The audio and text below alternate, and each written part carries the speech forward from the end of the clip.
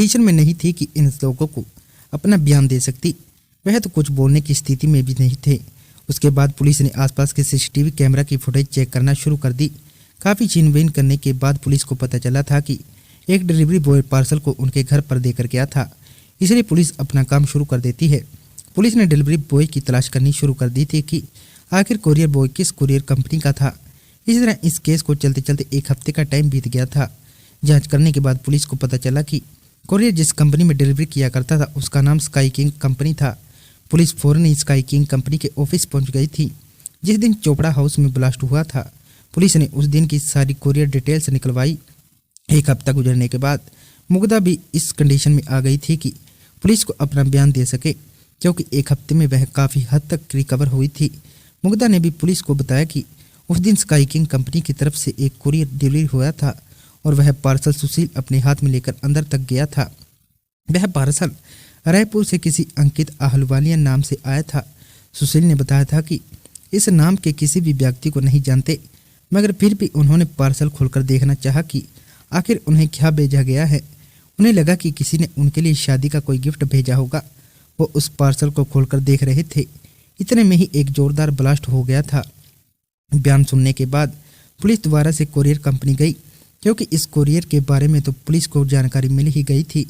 Police ने date निकलवाई और उनको पता चला था कि यह कोरियर रायपुर से आया था और किसी अंकित आहलुवालिया नाम के व्यक्ति से इसे भेजा था।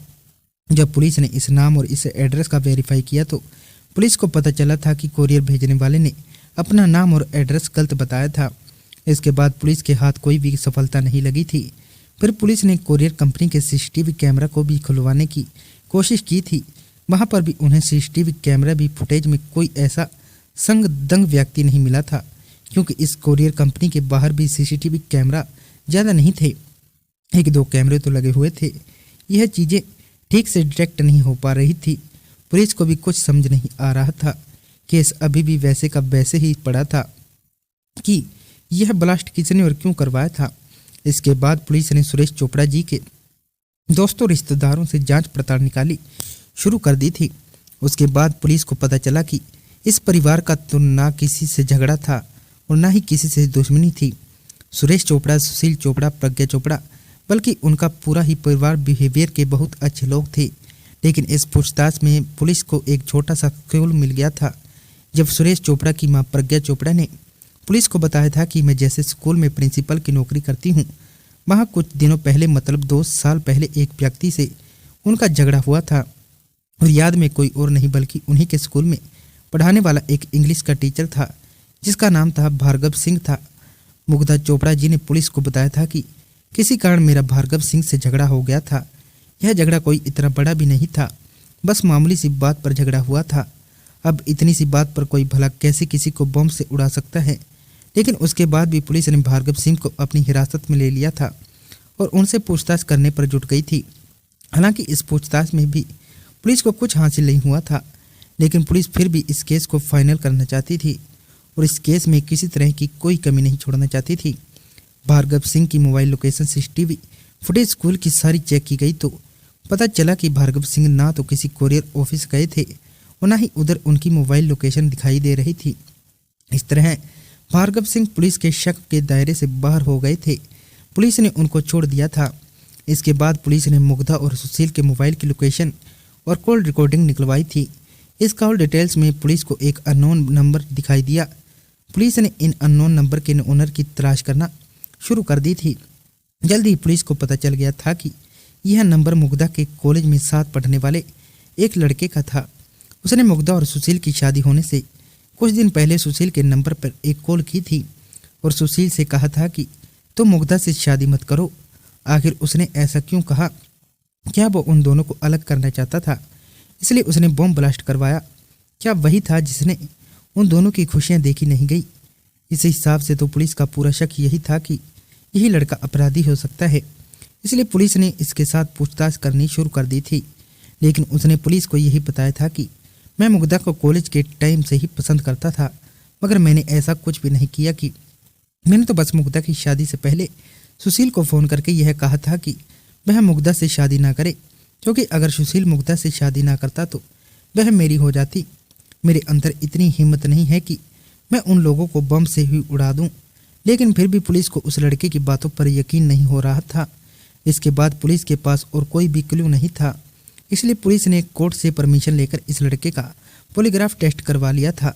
पॉलीग्राफ टेस्ट करवाने के बाद भी पुलिस को यही पता चला था कि इस लड़के ने पुलिस को जो भी कुछ बताया है वह सब कुछ सच है। इसका मतलब साफ साफ यही था कि यह लड़का मुग्धा को पसंद तो करता था। इसने उन दोनों की शादी तोड़वाने के लिए सुशील को फ़ोन भी किया था, लेकिन इस पूरे हत्याकांड में इसका कोई भी हाथ नहीं है। इस केस में पुलिस ने अब तक 100 से ज़्यादा लोगों से जांच पड़ताल कर ली थी, लेकिन अभी तक पुलिस के हाथ कुछ भी नहीं लगा था। और इसी के तहत उड़ीसा सरकार फैसला करती है कि इस केस को क्राइम ब्रांच के हाथों सौंप दिया जाए, और इस तरह इस केस को क्राइम ब्रांच को ट्रांसफ़र कर दिया जाता है। अब जैसे ही क्राइम ब्रांच की टीम इस केस को हैंडल करती है, सबसे पहले सारे सीसीटीवी पुलिस को खंगाला गया। उसके बाद फिर से उन सभी लोगों को एक एक करके जांच पड़ताल के लिए बुलाया गया, जिनसे पहले ही उड़ीसा पुलिस जांच पड़ताल कर चुकी थी। अब यह इंटरोगेशन थोड़ी सी मुश्किल होने लगी थी, क्योंकि अब केस सीबीआई के हाथ पहुंच चुका था। पुलिस के मुकाबले सीबीआई वालों के सवाल जवाब थोड़े तीखे थे और उनके पूछताछ करने का तरीका भी सख्त था। अब यह इन्विटेशन चल रही थी कि तब भी उड़ीसा पुलिस को एक लेटर मिला था। पोस्ट के जरिए उड़ीसा पुलिस थाने में एक लेटर आया था, जिसमें साफ साफ शब्दों में लिखा हुआ था कि आप आम लोगों को परेशान करना बंद कर दीजिए। इस केस में बेंगलुरु के 3 लोगों का हाथ है, जिसके साथ सुशील चोपड़ा ने करोड़ों की धोखाधड़ी की थी। आप आम लोगों को और निर्दोष लोगों को परेशान करना बंद कर दीजिए और बेंगलुरु जाकर वहां पर जांच पड़ताल कीजिए। इस केस की छानबीन आपको बेंगलुरु में ही करनी चाहिए। इस लेटर को उसी ने लिखा था जो इस केस से पुलिस का ध्यान भटकाने की कोशिश कर रहा था, लेकिन यह लेटर उसी पुलिस के लिए सबसे बड़ी सफलता साबित हुआ था। पुलिस के और सीबीआई के ऑफिसर्स ने इस लेटर की फॉरेंसिक जांच करवाई, ताकि इस लेटर से किसी तरह का कोई फिंगरप्रिंट्स मिल सके, मगर ऐसा कुछ भी फॉरेंसिक टीम को नहीं मिला था। लेकिन इस लेटर को जब क्राइम ब्रांच के ऑफिसर ने चोपड़ा परिवार के मेंबर्स को दिखाया था, पहले तो उन लोगों ने इस लेटर को देखकर बताया कि उन्हें इस लेटर में कुछ भी अजीब नहीं लग रहा। लेकिन जब यह लेटर प्रज्ञा चोपड़ा जी ने गौर से देखा तो वो उस लेटर पर लिखे शब्दों को बार बार पढ़ने की कोशिश करने लगी, और बार बार पढ़ने से उन्हें एक व्यक्ति पर शक हुआ, और वह व्यक्ति कोई और नहीं बल्कि उन्हीं के स्कूल का इंग्लिश का वह टीचर भार्गव सिंह ही था। पुलिस इससे पहले ही भार्गव सिंह से पूछताछ कर चुकी थी, लेकिन फिर भी पुलिस के हाथ कुछ नहीं लगा था। अब इस बार प्रज्ञा चोपड़ा जी ने पुलिस को बताया था कि इस लेटर को इंग्लिश में टाइप किया गया है, जबकि भार्गव नौकरी करने की वजह से प्रज्ञा चोपड़ा जी की मुलाकात और बातचीत रोज ही भार्गव सिंह से होती थी। इस हिसाब से उन्होंने यह अंदाजा लगा लिया था कि इस तरह की बातचीत और लेटर में लिखे हुए शब्द कहीं ना कहीं भार्गव सिंह के बोलचाल के अंदाज से मैच हो रहे हैं। हालांकि यह कोई बहुत बड़ा सबूत नहीं था, लेकिन फिर भी क्राइम ब्रांच के लिए इतना ही सबूत काफ़ी था। उन्होंने तुरंत इस लेटर के आधार पर भार्गव सिंह को अरेस्ट कर लिया था। पुलिस ने जब उसके साथ सख्ती से पूछताछ की तो काफ़ी समय तक वो इनकार करता रहा, उसने कुछ नहीं किया। लेकिन फिर ज़्यादा सख्ती से पेश आने पर वह टूट कर रो गया, और फिर हार कर उसने पुलिस को बता दिया था कि इस पूरे हत्याकांड में उसका ही हाथ है। भार्गव सिंह ने पुलिस को सारी सच्चाई बता दी। उसने बताया था कि 2013 में वह उड़ीसा के एक फेमस स्कूल का प्रिंसिपल हुआ करता था। उसी दौरान उस स्कूल में सुशील चोपड़ा की मां प्रज्ञा चोपड़ा जी की एंट्री हो गई थी, और वह पहले से ही भार्गव सिंह की सीनियर थी। इस तरह उस स्कूल में भार्गव सिंह को हटाकर प्रज्ञा चोपड़ा जी को स्कूल की प्रिंसिपल बना दिया गया था। यह सब कुछ भार्गव सिंह को बिल्कुल भी पसंद नहीं आया था। फिर उसके बाद ही वह अपने दिल में प्रज्ञा चोपड़ा के लिए नफरत रखने लगा था। उसी के बाद ही उन दोनों के बीच झगड़े शुरू हो गए थे। फिर भी फाइनली प्रिंसिपल की पोस्ट सुशील चोपड़ा की प्रज्ञा चोपड़ा जी को मिल गई थी। वह इस बात से बहुत नाराज था, तभी से उसके अंदर वाले की आग भड़क गई थी। वह किसी भी तरह से प्रज्ञा चोपड़ा से अपना बदला लेना चाहता था, और इसी के चलते वह 2013 से लेकर 2018 तक इस बात के इंतजार में था कि उसे कभी कोई ऐसा मौका मिले जिसे वह प्रज्ञा चोपड़ा से अपना बदला ले सके। वह हमेशा अपने दिमाग में यही प्लान बनाता था, किस तरह से वह प्रज्ञा चोपड़ा और उसके परिवार को नुकसान पहुंचाए, क्योंकि वह यह बात बहुत अच्छे से जानता था कि प्रज्ञा चोपड़ा के परिवार में बहुत मेल मोहब्बत है। इसलिए वह उनके परिवार को तोड़ना चाहता था, उनके परिवार को और उनके नुकसान पहुंचाकर अपने आप को खुशी पहुंचाना चाहता था।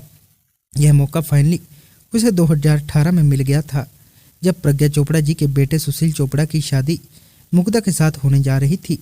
इस शादी में भार्गव सिंह की शामिल था। यहीं पर उसने अपने दिमाग में एक प्लान बनाया कि क्यों न शादी का एक गिफ्ट बनाकर शादी के कुछ दिनों के बाद उनके घर पर कोरियर के जरिए भिजवा दिया जाए। और उसी गिफ्ट को बनाने के लिए काफ़ी दिनों तक उसे इंटरनेट का सहारा लिया था। उसने इंटरनेट पर बहुत सारे वीडियोज और बहुत सारे आर्टिकल्स देखे थे जिसमें बम बनाने के तरीके सिखाए गए थे। हालांकि वह स्कूल का टीचर था, इसलिए उसे स्कूल आईडी के बम बनाने के केमिकल्स भी मार्केट से आसानी से मिल गए थे। और उन्हीं केमिकल्स की मदद से इंटरनेट पर देख देख कर उसने एक पार्सल बम तैयार कर लिया था, जो 20 जनवरी की सुबह 11 बजे डिलीवरी बॉय के जरिए भेजा जाता है, जिसके ब्लास्ट होने से सुशील चोपड़ा और उसकी दादी की मृत्यु हो गई थी, जबकि उसकी पत्नी को गंभीर चोटें आई थी। भार्गव सिंह ने पुलिस को बताया था कि उसने इस पार्सल को बनाने के बाद अपना डेली रूटीन भी चालू रखा था, ताकि